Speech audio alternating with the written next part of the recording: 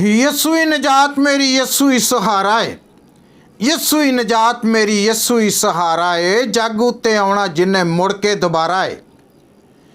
खुदावंद विच तुहाडी सलामती ते खैरियत दा मतलब मैं तुहाडा अपना रफीक आज इस्लाम पेश करदियां होया अर्ज़गुज़ार हाँ कि मेरे इस यूट्यूब चैनल नूं सबसक्राइब ते शेयर जरूर करना ताकि आउण वाली हर वीडियो तुहाडे तक बर वक्त पहुँच सके।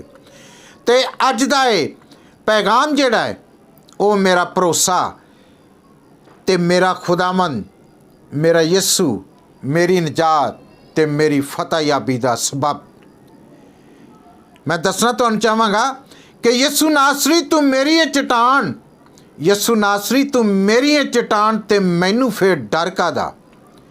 यस्सु नासरी तू मेरी है चट्टान ते मैनू फिर डर कादा। मेरा तेरे उत्ते पक्का है ईमान ते मैनू फिर डर कादा। रोज़ इबलीस रवे तंग मैनू करदा, रोज़ इबलीस रवे तंग मैनू करदा। सामने ना आवे पर वार दूरों करदा। कर सके ना वो मेरा नुकसान ते मैनू फिर डर कादा। यस्सु नासरी तू मेरी है चट्टान ते मैनू फिर डर कादा। आदमी दे रूप विच वसदा शैतान है, आदमी दे रूप विच वसदा शैतान है। हर ईमानदार नूं वो डसदा शैतान है। बंद उस दी ने हुंदी है जुबान ते मैनू फिर डर कादा। यस्सु नासरी तू मेरी है चट्टान ते मैनू फिर डर कादा। रखे तेरे बंदियां दे नाल वो अदावतां, रखे तेरे बंदियां दे नाल वो अदावतां। हर वेले मूजी रवे करदा बगावतां। ओनू अपने ते बड़ा है गुमान ते मैनू फिर डर कादा। यस्सु नासरी तू मेरी है चट्टान ते मैनू फिर डर कादा। अपनियां कीतियां दे विच रवे पिसदा, अपनियां कीतियां दे विच रवे पिसदा। होवे ना उजार रोंदा अंदरों वो दिसदा।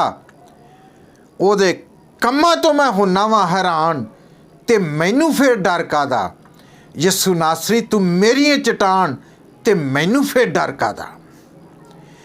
तेरे आसा लाठी मेरी फतह ते निजात है, तेरा आसा लाठी मेरी फतह ते निजात है। कुवत इबलीसी हुंदी इहदे कोलों मात है। मैं ते लिया रफीक पछाण ते मैनू फिर डर कादा। यस्सु नासरी तू मेरी है चट्टान ते मैनू फिर डर कादा। मेरा तेरे उत्ते पक्का है ईमान ते मैनू फिर डर कादा, मैनू फिर डर कादा। God bless you all.